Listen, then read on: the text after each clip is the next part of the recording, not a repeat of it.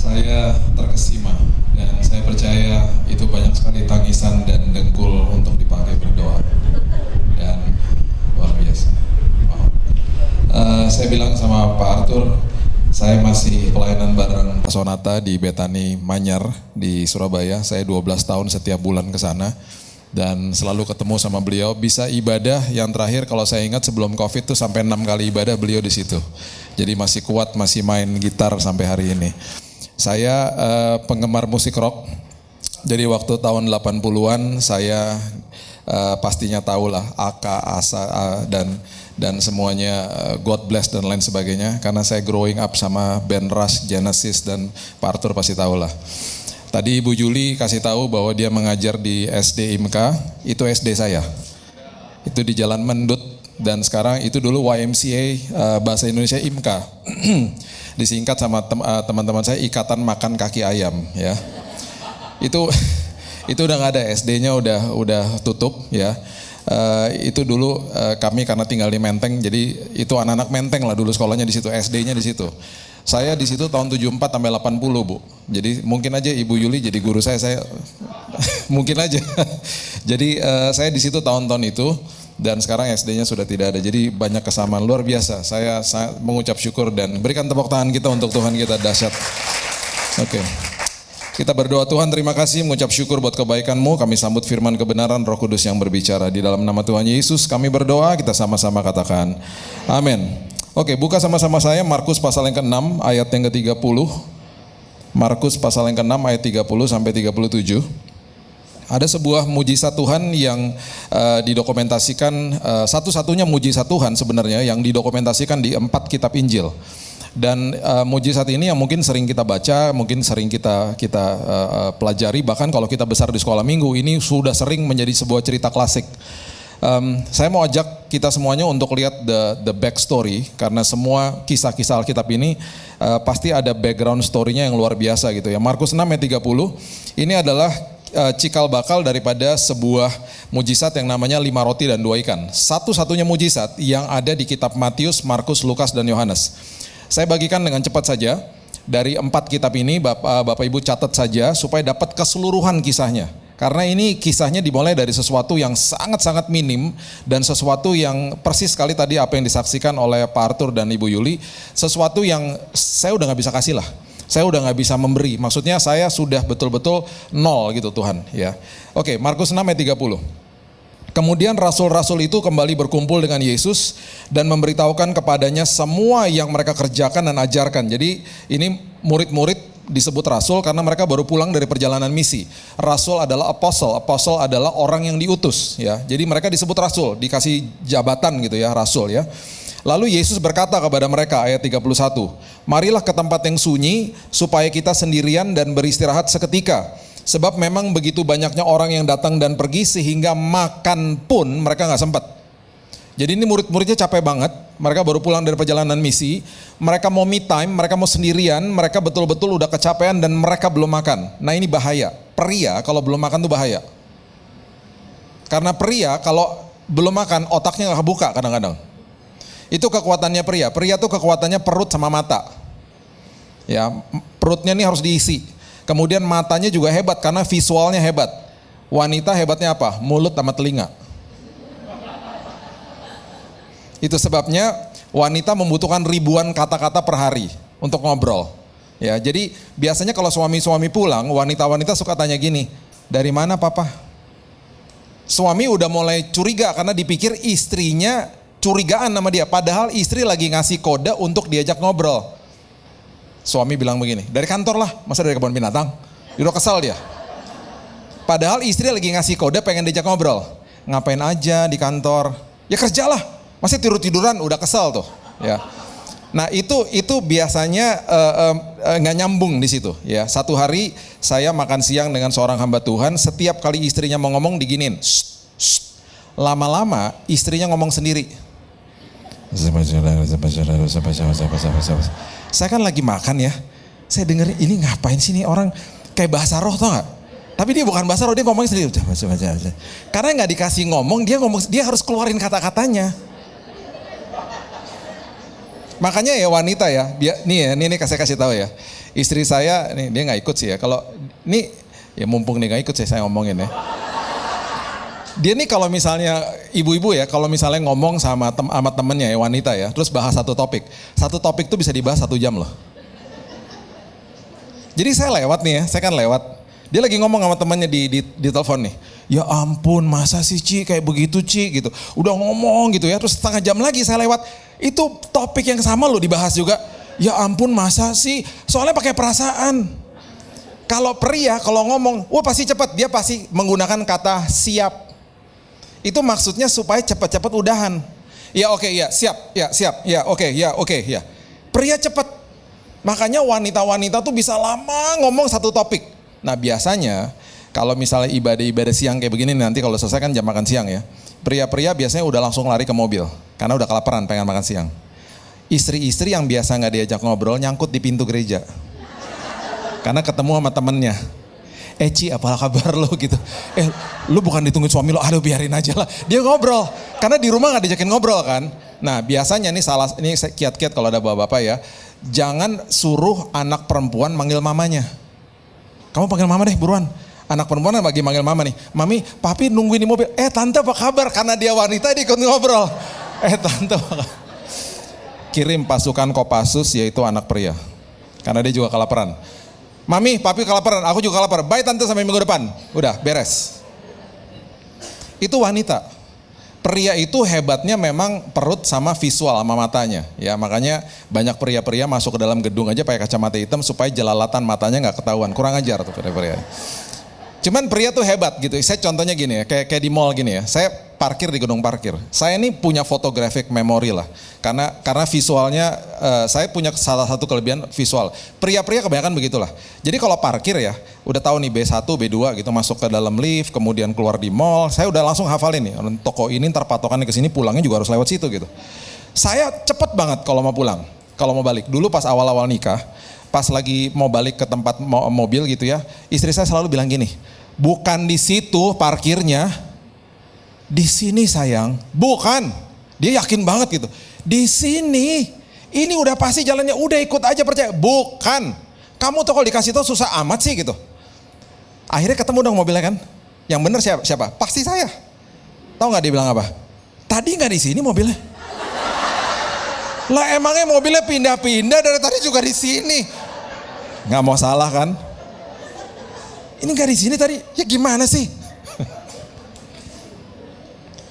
Itu yang penting udah tahu ya kelebihan pria dan wanita ya. Jadi ini pria-pria pada kelaparan ya. Udah gitu akhirnya Yesus bilang yuk ke tempat yang sunyi karena mereka belum makan. Oke, ayat 32. Maka berangkatlah mereka mengasingkan diri dengan perahu ke tempat yang sunyi. Ya, Bapak Ibu catat tempat yang sunyi itu didokumentasikan di Lukas pasal yang ke-9 ayat yang ke-10 itu tempat ada di Betsaida. Oke, Betsaida kenapa saya sebut? Karena ada kaitannya dengan kisah ini. Catat ya, 5 roti dan 2 ikan terjadi di kota namanya Betsaida. Oke. Tetapi pada waktu mereka bertolak, banyak orang melihat mereka dan mengetahui tujuan mereka, ayat 33. Dengan mengambil jalan darat, segeralah datang orang dari semua kota ke tempat itu sehingga mendahului mereka. Jadi ketahuan nih, bocor nih kisahnya. Ya, mereka akhirnya ditungguin sama orang banyak. Ketika Yesus mendarat, harusnya nih ya, kalau Yesus tahu bahwa nih murid-murid juga capek, ya. Kalau dia maksudnya kalau kita pikir nih ya, kalau dia tahu murid-murid capek, kenapa nggak dia di tengah aja gitu? Atau nggak dia mendarat di tempat yang lain? Jangan ke situ dong. Udah tahu katanya mau menyendiri, mau me time. Ngapain ke sana gitu loh? Ini disengaja sama dia. Kisah-kisah ini semua disengaja karena dia tahu apa yang dia akan lakukan. Makanya nanti ada ayatnya. Dia sengaja sama dia. Dia samperin tuh orang-orang banyak. Udah pasti kan ketemu sama mereka. Udah pasti kan tidak jadi istirahat akhirnya. Makanya ketika Yesus mendarat ayat 34. Ia melihat sejumlah besar orang banyak, tergerak hati oleh belas kasihan, karena mereka seperti domba tidak punya gembala, lalu ia mulai mengajar banyak hal kepada mereka. Apa nggak marah tuh murid-muridnya? Kita kan belum makan, ngapain? Kamu ngajar-ngajar mereka lagi, pelayanan lagi, ngapain? Kita nih udah capek, kita udah nggak punya tenaga, kita pengen makan gitu loh. Akhirnya ini yang terjadi ayat 35. Pada waktu hari sudah mulai malam, Datanglah murid-muridnya kepada Yesus dan berkata, tempat ini sunyi dan hari sudah mulai malam. Dengan kata lain, ayo kita pulang aja. Ayo suruh mereka cepat-cepatan cari makanan sebelum toko-toko dan warung pada tutup. Suruhlah mereka pergi supaya mereka dapat membeli makanan di desa-desa dan di kampung-kampung sekitar ini. Karena kita juga udah capek. Mereka udah kesal banget. Mereka udah betul-betul belum makan dan mereka kesal. Mujizat 5 roti dan 2 ikan terjadi dan dimulai dari ayat 37. Jawab Yesus. Jawab Yesus. Kamu harus memberi mereka makan. Siapa? Murid-muridnya yang belum makan. Nggak ada tenaga, belum makan, justru mereka yang harus memberi orang banyak itu makan. Itu sebabnya kalimat berikut ini adalah kalimat mencibir. Muridnya ngomong begini, siapa murid yang ngomong begini? Ntar kita lihat. Jadi haruskah kami membeli roti seharga 200 dinar untuk memberi mereka makan? Udah mulai kesal ngomongnya. Ini narasi-narasi udah mulai kesal gitu loh. Ya, oke. Siapa yang ngomong begitu? Coba lihat Yohanes pasal yang ke-6, ayatnya yang keempat. Dimulai dari ayat yang keempat. Yohanes pasal yang ke-6, ayat yang keempat. Paskah hari raya orang Yahudi sudah dekat, Yesus memandang sekeliling dan melihat bahwa orang banyak berbondong-bondong datang kepadanya. Ini kisahnya sama ya, cuman dari angle yang berbeda. Kemudian ia berkata atau ia bertanya kepada Filipus. Dia bertanya kepada Filipus, di manakah kita akan membeli roti supaya mereka ini dapat makan? Oke. Kenapa dia tanya kepada Filipus? Kenapa Yesus nanyanya sama Filipus? Karena Filipus berasal dari Betsaida. Tadi kita udah belajar ya, ini tempat terjadi, ini kejadian ini terjadi di Betsaida. Yesus nanya sama orang lokal. Pus, tempat makanan di sini mana yang masih buka? Kalau itu kejadiannya ada di Peluit, bakmi yang ada babinya di sini masih buka di mana? Dia nanya sama orang lokal. Terus ayat 6 dikatakan begini, hal itu dikatakan Yesus. Hal itu dipertanyakan sama Yesus kepada Filipus untuk mencobai dia. Mencoba itu bahasa Inggrisnya tes, untuk menguji dia. Karena apa? Karena Yesus sendiri juga tahu apa yang hendak dilakukannya. Dia udah tahu, dia dari awal udah disetting sama dia udah tahu kok. Dari awal kalau dia lihat orang banyak itu dia gak usah mendarat lagi, orang ada di perahu kok. Dia bisa mendarat di tempat yang lain, di pantai yang lain, kenapa dia sengajain ke sana? Dia tahu apa yang dia akan lakukan. Dia tahu dia lagi ngajarin sesuatu kepada murid-muridnya. Dia lagi ngajarin sesuatu untuk kita. Karena kisah-kisah di Alkitab ditinggalkan untuk kita semuanya. Semua ditinggalkan untuk kita. Oke, lihat ayat ke-7. Jawab Filipus. Ini Filipus jawabnya begini. Dia udah kesal ya. Roti seharga 200 dinar tidak akan cukup untuk mereka ini sekalipun masing-masing mendapat sepotong kecil aja. Oke, udah ya. Ini Filipus udah mencibir, dia udah nggak tahu harus bagaimana. Kemudian ada seorang murid yang kisah ini sudah sering kita dengar, seorang murid yang membawa bocah, yang bawa 5 roti dan 2 ikan. Kita harus tahu yang bawa bocah ini adalah seorang murid namanya Andreas. Andreas juga berasal dari Betsaida. Jadi Andreas ada kemungkinan besar kenal sama nih bocah. Jadi waktu dia bawa, konteksnya bukan dia lagi ngasih tahu sama Yesus bahwa oh pakai aja nih 5 roti sama 2 ikan untuk memberkati orang banyak. Enggak, dia nyindir dan menyindir sesindir-sindirnya. Karena sekali lagi ya mereka udah kesal banget karena mereka belum makan. Ini konteksnya, coba lihat apa yang Andreas bicara. Yohanes pasal yang ke-6 ayat yang ke-8 mengatakan begini. Seorang dari murid-muridnya yaitu Andreas, saudara Simon Petrus berkata kepada Yesus. Ini ngomongnya harusnya begini nih. Ada nih orang bocah nih yang punya 5 roti jelai dan 2 ikan. Terus dia ngomong begini, apa artinya nih buat orang sebanyak begini?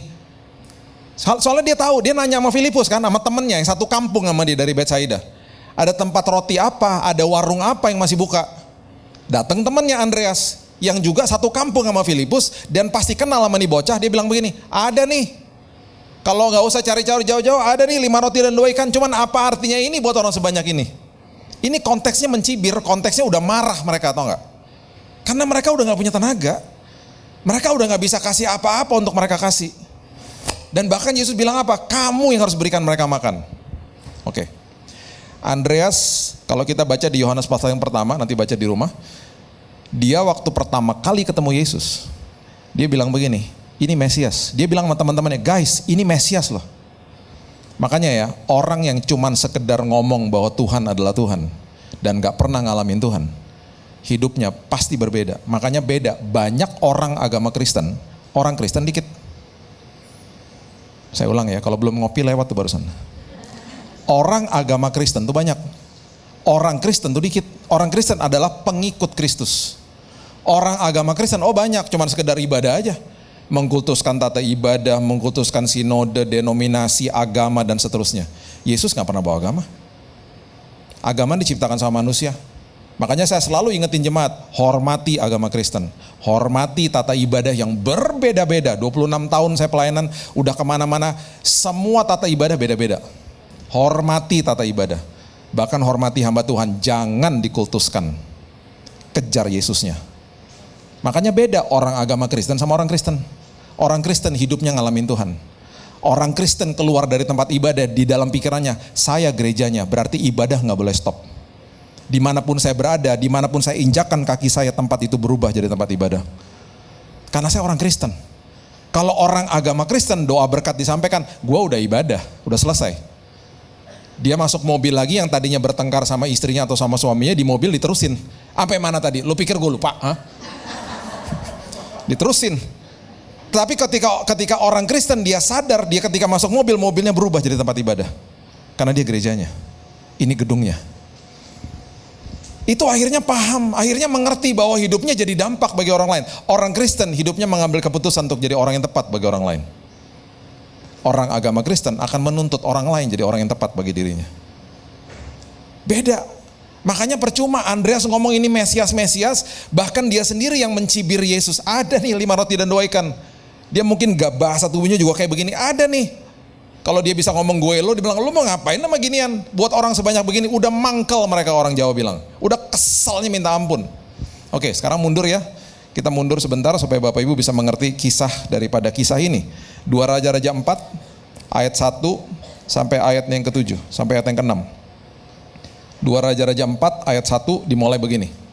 Salah seorang dari istri-istri para nabi mengadukan halnya kepada Elisa sambil berseru, hambamu suamiku sudah mati, engkau ini tahu bahwa hambamu takut akan Tuhan, tetapi sekarang penagih hutang sudah datang untuk mengambil kedua orang anakku menjadi budaknya.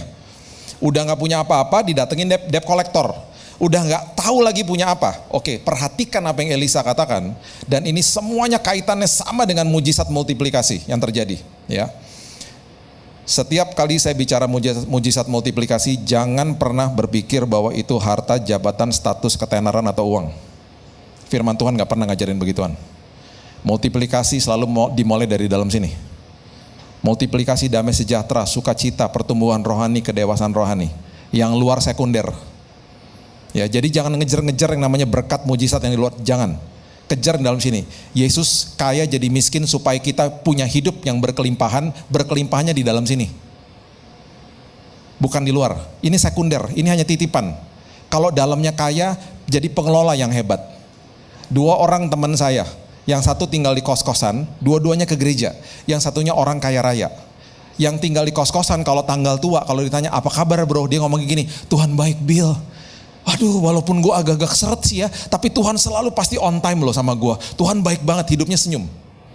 Yang satu kaya raya, punya apartemen, punya rumah di mana-mana. Kalau ditanya gini, bro apa kabar? Ya doain aja lah Bill. Doain aja lah.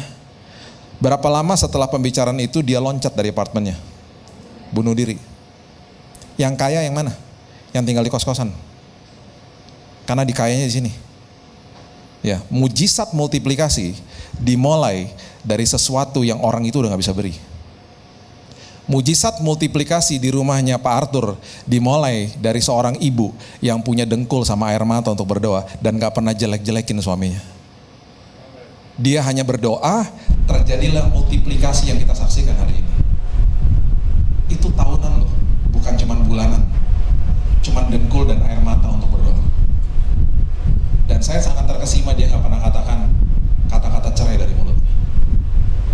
Hal yang kecil bermitra sama Tuhan selalu jadi perkara besar.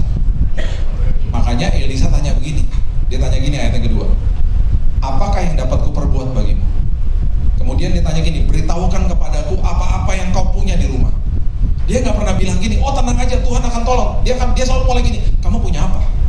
Sama seperti Tuhan hari ini, kita punya banyak kebutuhan, dia akan datang. Kamu punya apa? Aku cuma punya dengkul Tuhan untuk berdoa. Aku hanya punya air mata untuk menangis.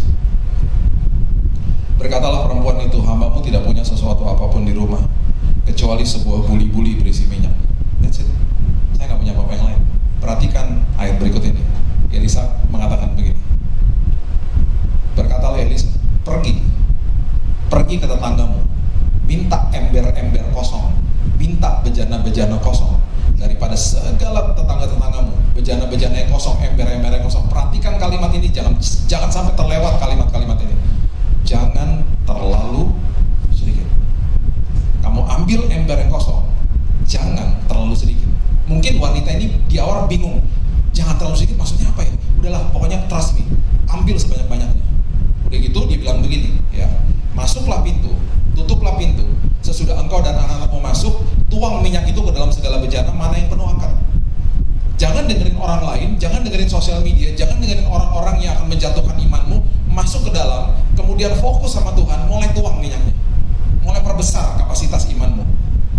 Pergilah perempuan itu daripadanya, ditutup pintu. Sesudah ia dan anak-anaknya masuk, anak-anaknya mendekatkan bejana-bejana kepadanya, sedang ia terus menuang. Di situ dia mulai kaget. Buli-buli berisi minyak yang hanya sederhana dan hanya sangat terbatas, ketika dituang nggak ada habisnya.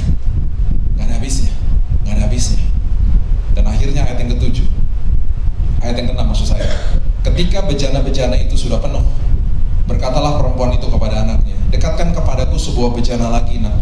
Tetapi jawab anaknya kepada ibunya, udah nggak ada lagi bu, udah habis. Perhatikan kalimat ini. Lalu berhentilah minyak itu mengalir. Sekarang pertanyaan saya begini, kalau bejananya masih banyak dan masih ada, mengalir terus nggak minyak? Makanya tadi dia bilang begini kan, sama Elisa bilang begini, jangan terlalu sedikit ya.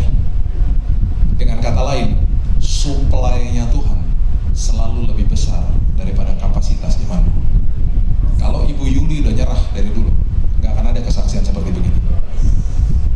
Ketika dia perbesar imannya, ketika dia katakan Tuhan walaupun kecil, aku hanya punya lutut untuk berdoa dan air mata yang terus menangis, aku bermitra sama Tuhan, kondisi keluarga dipulihkan, terjadi multiplikasi yang luar biasa. Itu Tuhan. Makanya hal yang kecil, hal yang sangat sederhana yang kecil, jangan pernah berpikir bahwa ini gak ada artinya. Tongkat di tangan Musa gak ada artinya. Bermitra sama Tuhan, lautan kebelah.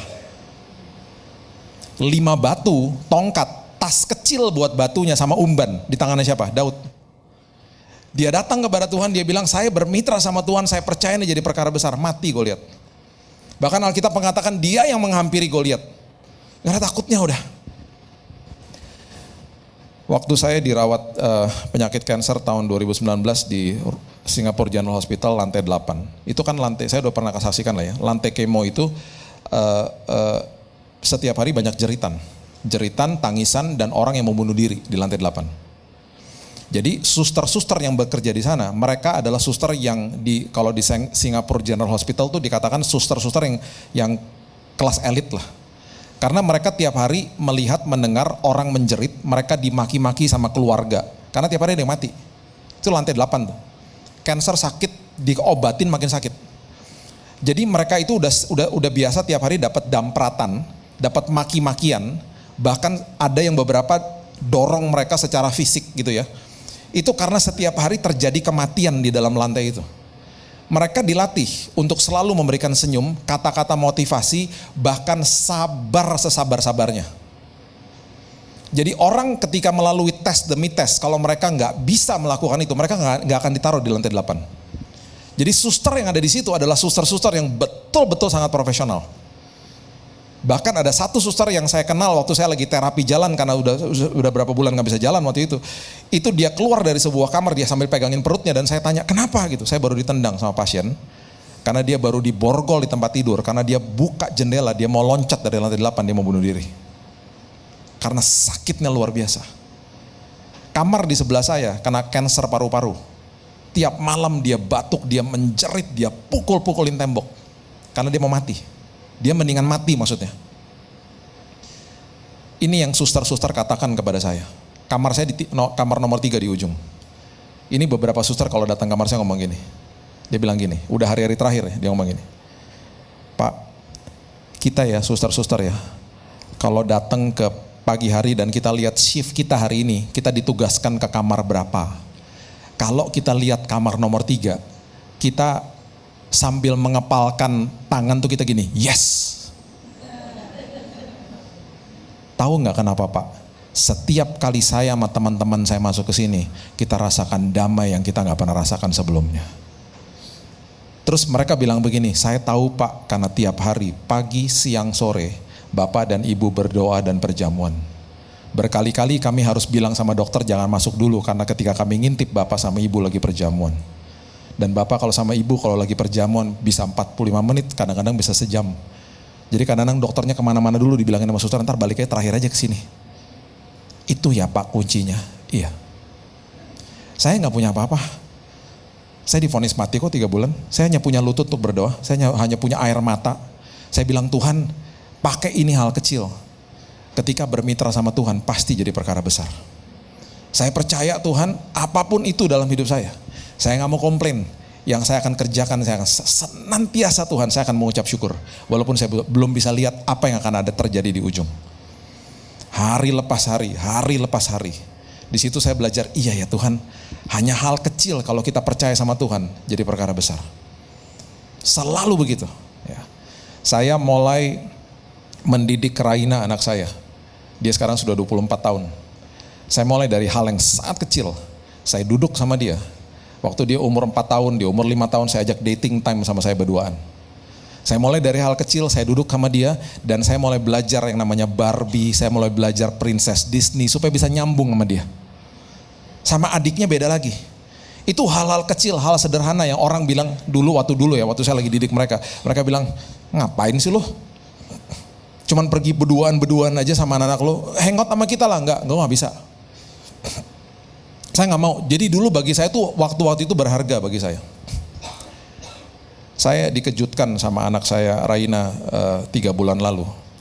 Dia 3 tahun lalu dia dapat beasiswa di Biola University. Dia pergi ke sana dan dia 1,5 tahun lalu baru lulus. Dia sekarang bekerja dan kemudian dia pelayanan di 2 gereja. Setiap bulan dia khotbah buat anak-anak remaja di 2 gereja di Los Angeles. Dan kemudian 3 bulan lalu dia telepon saya, dia bilang begini, Dedi, aku punya surprise. Apa? Sebentar lagi aku akan ambil S2. Oh ya? Saya terkaget karena kita belum diskusi tentang dia mau ambil S2. Tenang Dad, tenang. Saya cuma mau kasih tahu bahwa saya selama ini udah nabung. Dan aku baru dipromosi di tempat pekerjaan. Saya akan bayar sendiri. Saya akan bayar sendiri. Saya begitu kaget dan ini yang membuat saya nangis. Dia bilang ini, terima kasih sudah kasih tongkat estafet dalam hidup saya dari tahun-tahun yang dulu. Bapak Ibu, 4 orang kalau lari estafet itu mereka hanya punya 20 meter untuk memberikan tongkat estafet kepada teman di depannya. Lewat 20 meter diskualifikasi 4-4-nya.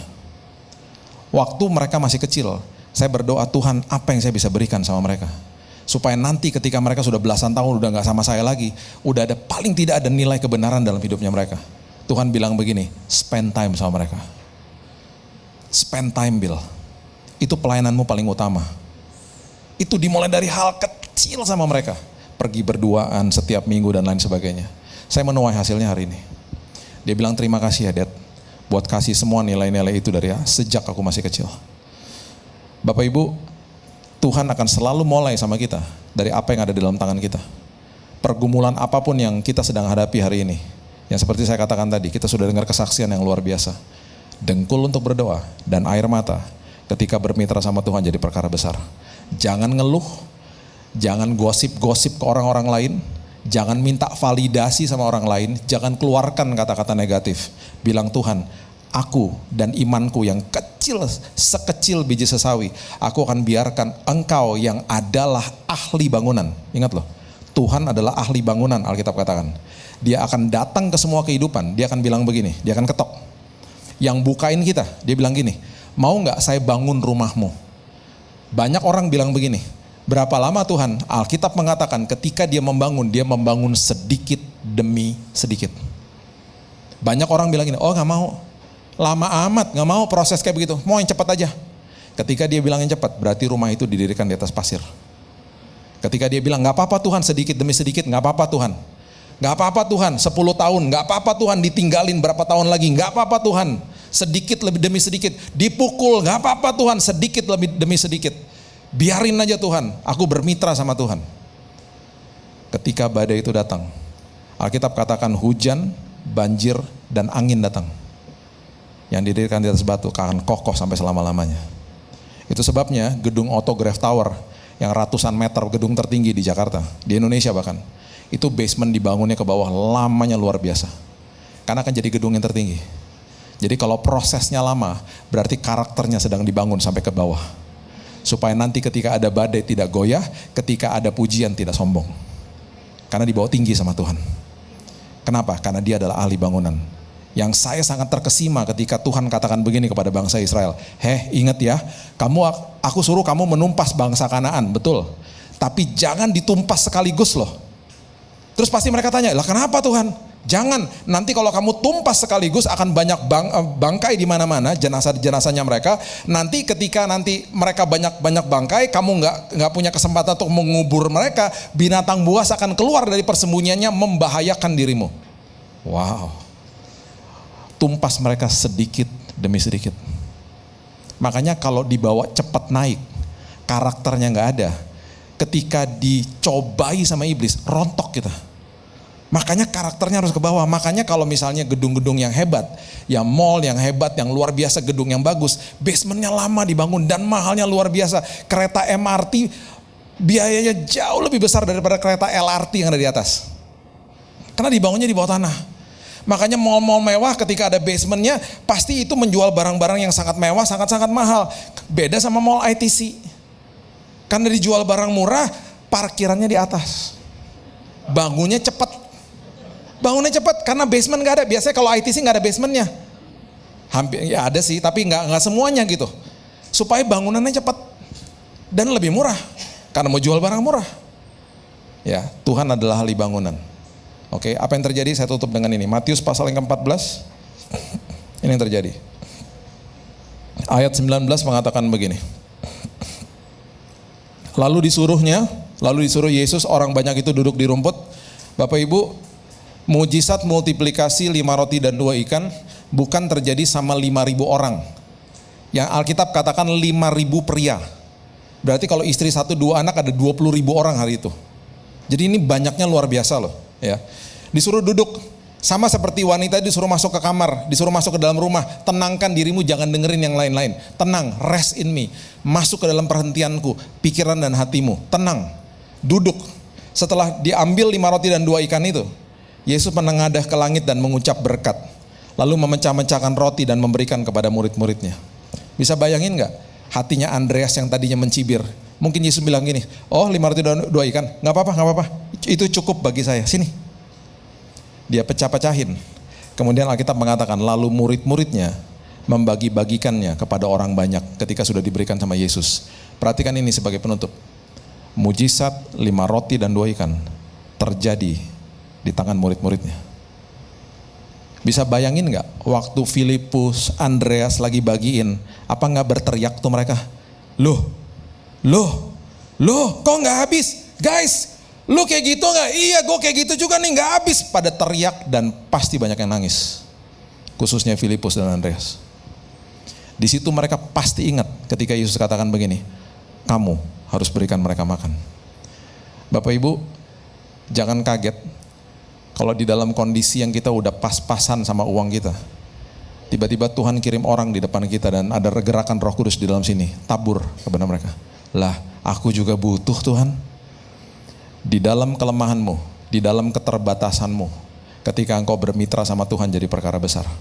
Tuhan paling suka gunakan hal-hal kecil dalam hidupmu. Tuhan paling suka menggunakan keterbatasanmu dalam hidupnya. Seorang ibu, temannya istri saya, udah gak bisa bayar mobil niaga 2 bulan. Itu kalau mobil itu cicilan 2 bulan paling berapa sih? Pakai otak manusia, pinjam aja sama teman. Ini saya baca WhatsApp-nya ya, karena dia teman istri saya. Didatengin debt collector. Debt collector sampai ke rumahnya, marah-marah, dia cuma bilang begini, saya nggak punya uang, kamu marah-marah tetap nol itu saldonya. Udahlah saya buatin kamu kopi aja. Dibuatin kopi, rupanya kopinya didoain sama dia, saya nggak tahu ya. Ada urapan Tuhan. Dia ngopi, tuh tenang langsung debt collectornya, dia pulang. Besoknya debt collectornya WhatsAppin ibu ini. Dan saya baca sendiri WhatsAppnya. Bu, saya kasihan banget sama ibu. Itu cicilan 2 bulan, saya sama orang sales talangin dulu deh bu. Nanti kalau misalnya ibu ada uangnya ya ibu bayarin ke kita nyicil nggak tanpa bunga juga nggak apa-apa bu. Sekarang saya mau tanya, debt collector kerjanya ngapain? Ngongolek hutang. Nggak ada debt collector bayarin hutang, nggak ada. Kecuali debt collector di Jamaah Roh Kudus, betul nggak? Mana ada debt collector bayarin hutang? Ini bayarin hutang udah gitu, ibu terserah dia mau balikinnya kapan, karena dia rasa iba, ada belas kasihan yang Tuhan taruh dalam hatinya. Kenapa? Karena ibu ini nggak lari-lari pinjam-pinjam duit. Dia hanya berlutut kepada Tuhan, dia bilang, Tuhan aku udah nggak punya apa-apa. Sama seperti janda yang tadi kita baca, aku cuma punya dengkul sama air mata untuk berdoa. Oke, itu terjadi, tetap ada hutang dong. Tahu besok yang terjadi apa? Ada temannya telepon dia, dan WhatsAppin juga, dan saya juga baca WhatsAppnya. Ci, mobil lo itu kan nggak diapa-apain tuh mobil niaga lo, gue sewa ya, ya boleh, sewa aja. Mereka nego waktu sama nego harga, hari itu juga ditransfer persis untuk bayar tunggakan 2 bulan. Dalam hitungan 2 hari lunas mobilnya. Kenapa? Hal kecil kalau bermitra sama Tuhan jadi perkara besar. Selalu gitu. Ya, saya tutup sama kisah nyata ini ya, yang terjadi sama diri saya. Tahun 2000 saya sama teman-teman dari Harvest Praise Ministry, kita rekaman lagu namanya Oleh Kuasa Darahmu. Oleh Kuasa Darahmu. Tahu ya lagu-lagu itu ya? Itu direkam sama teman sama kami, itu original recordingnya Harvest Praise Ministry. Ditulis sama teman saya tahun 2000 atau 2001, saya lupa tahunnya. Waktu itu yang rekaman 12 orang, 6 wanita, 6 pria. Termasuk saya, diajakin sama teman saya. Itu kita dapat slot studio 3 hari di tengah minggu, di hari kerja. Jadi kita capek banget. Di hari terakhir itu kita take vokal yang cowok-cowok udah jam 12 malam, udah hari terakhir. Saya bilang gini sama teman-teman saya, guys semangat ya, ini udah terakhir, udah gitu, udah selesai kan besok ya, semangat ya gitu. Udah kita nyanyi nih, udah terakhir jam 12 kita nyanyi, kita rasa hadirat Tuhan, kita tutup mata, setelah selesai nyanyi kita keluar dari studio, kita lihat cewek-cewek pada nangis, tiba-tiba operator studionya yang sudah kerja di situ 30 tahun, tangannya gemeteran, dan dia bukan orang percaya. Dia panggil saya sama teman-teman saya, Pak, yang tadi nyanyi 6 cowok kan Pak ya? Iya. Terus tangannya gemeteran. Kenapa Pak? Kenapa di komputer saya suaranya ada 7 ya? Nah loh, saya kaget kan, dan saya pikirnya mulai enggak nih, aduh ini studio nih agak serem juga ya, jam 12 malam, aduh hantu nih, kuntilanak, jadi ingat tadi. Saya agak kaget gitu loh, hah serius mas gitu. Iya Pak, terus dia mulai breakdown.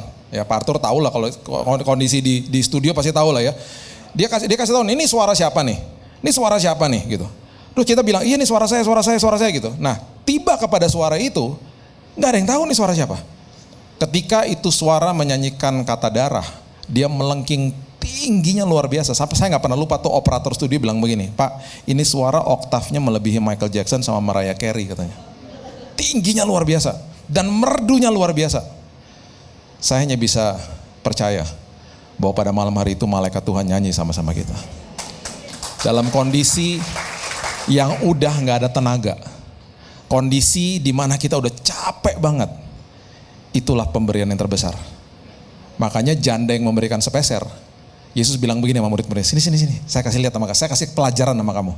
Itu orang Farisi kasihnya banyak ya. Janda memberikan cuma sepeser toh. Yesus bilang apa? Itu pemberian terbesar. Kenapa? 10.000 sama 100.000. Besaran mana? 100.000 toh? Di mata dunia. Di mata kerajaan sorga yang dilihat bukan jumlahnya, yang dilihat sisanya. Sisanya. Kita udah gak punya tenaga. Kita hanya punya air mata. Kita hanya punya dengkul untuk berdoa. Itu yang dilihat sama Tuhan sisanya. Ketika itu bermitra sama Tuhan jadi perkara besar. Lagu itu sebelum di mixing, kita putar di dalam sebuah persekutuan doa kecil. Ada orang yang gubrak di belakang jatuh. Waktu disamperin, didoain, dia bilang, saya datang dengan kepahitan Pak.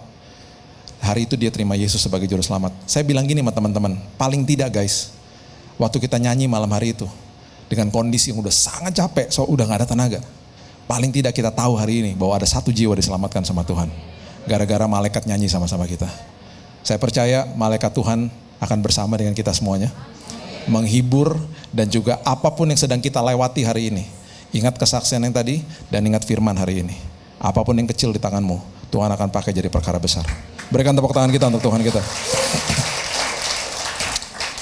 Bapak yang baik, terima kasih buat pagi siang hari ini. Kami percaya bahwa semua kesaksian firman Tuhan yang sudah kami dengar akan membekali hidup kami. Dan kami percaya Tuhan, ketika hidup kami dimeteraikan oleh firman kebenaran Tuhan, kami akan berjalan di dalam terang-Mu. Engkau katakan bahwa firman-Mu adalah pelita bagi langkah hidup kami. Seringkali memang kami gak bisa lihat ujungnya, tetapi justru Tuhan ketika kami berjalan bersama Tuhan, hanya melihat langkah demi langkah, justru iman kami bertumbuh. Karena kami berjalan bersama Raja atas segala Raja. Meteraikan firman ini, karena kami juga sudah dimeteraikan oleh Roh Kudus. Apapun yang kecil di tangan kami Tuhan, kalau kami bermitra sama Tuhan jadi perkara besar. Tuhan, terima kasih buat kekayaan, buat kelimpahan dalam hidup yang Kau sudah sediakan bagi kami. Dan kami terima itu Tuhan. Dan hanya di dalam nama Tuhan Yesus kami sudah berdoa dan sudah menerima firman kebenaran. Kita sama-sama katakan amin. Tuhan berkati.